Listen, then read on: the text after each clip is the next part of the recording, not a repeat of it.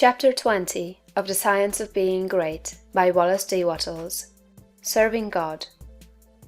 I have brought you thus far through the two preceding chapters with a view to finally settling the question of duty. This is one that puzzles and perplexes very many people who are earnest and sincere, and gives them a great deal of difficulty in its solution. When they start out to make something of themselves and to practice the science of being great, they find themselves necessarily compelled to rearrange many of their relationships. There are friends who perhaps must be alienated. There are relatives who misunderstand and who feel that they are in some way being slighted. The really great man is often considered selfish by a large circle of people who are connected with him and who feel that he might bestow upon them more benefits than he does.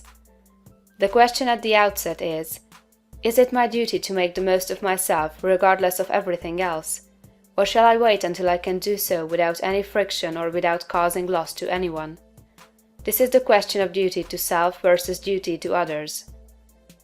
One's duty to the world has been thoroughly discussed in the preceding pages, and I give some consideration now to the idea of duty to God. An immense number of people have a great deal of uncertainty, not to say anxiety, as to what they ought to do for God. The amount of work and service that is done for him in these United States in the way of church work and so on is enormous. An immense amount of human energy is expended in what is called serving God.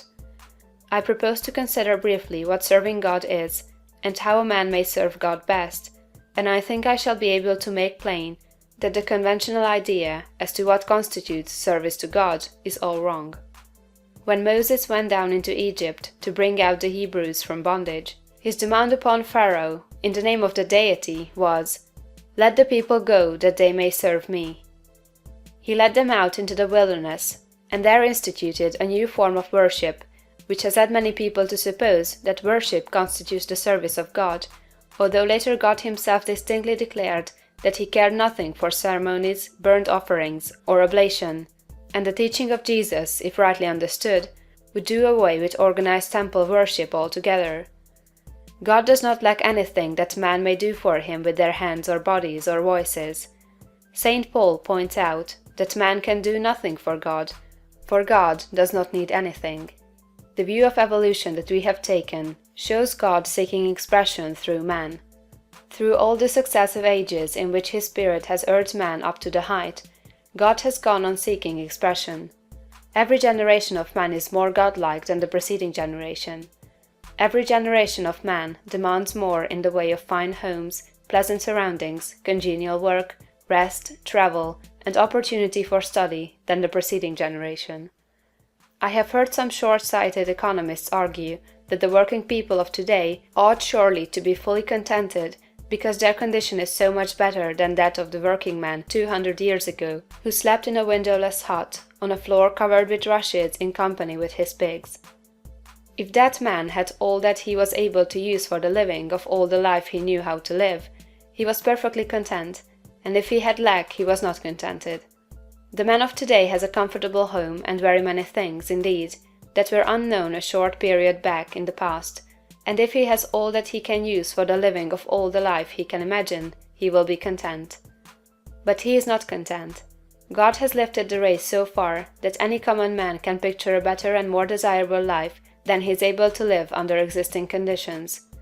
And so long as this is true, so long as a man can think and clearly picture to himself a more desirable life, he will be discontented with the life he has to live, and rightly so. That discontent is the Spirit of God urging man to do more desirable conditions. It is God who seeks expression in the race. He works in us to will and to do.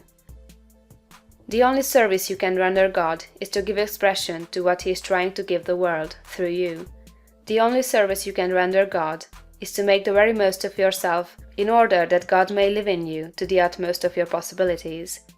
In a former work of this series, The Science of Getting Rich, I refer to the little boy at the piano, the music in whose soul could not find expression through his untrained hands.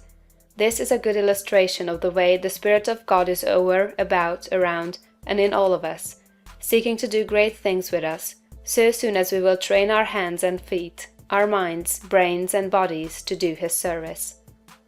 Your first duty to God, to yourself, and to the world is to make yourself as great a personality in every way as you possibly can. And that, it seems to me, disposes of the question of duty. There are one or two other things that might be disposed of in closing this chapter. I have written of opportunity in a preceding chapter. I have said, in a general way, that it is within the power of every man to become great, just as in the science of getting rich, I declare that it is within the power of every man to become rich. But these sweeping generalizations need qualifying. There are men who have such materialistic minds that they are absolutely incapable of comprehending the philosophy set forth in these books. There is a great mass of men and women who have lived and worked until they are practically incapable of thought along these lines, and they cannot receive the message. Something may be done for them by demonstration, that is, by living the life before them. But that is the only way they can be aroused. The world needs demonstration more than it needs teaching. For this mass of people, our duty is to become as great in personality as possible, in order that they may see and desire to do likewise. It is our duty to make ourselves great for their sakes, so that we may help prepare the world, that the next generation shall have better conditions for thought. One other point. I am frequently written to by people who wish to make something of themselves and to move out into the world, but who are hampered by home ties, having others more or less dependent upon them, whom they fear would suffer if left alone. In general, I advise such people to move out fearlessly, and to make the most of themselves. If there is a loss at home, it will be only temporary and apparent, for in a little while, if you follow the leading of spirit, you will be able to take better care of your dependents than you have ever done before. End of chapter 20.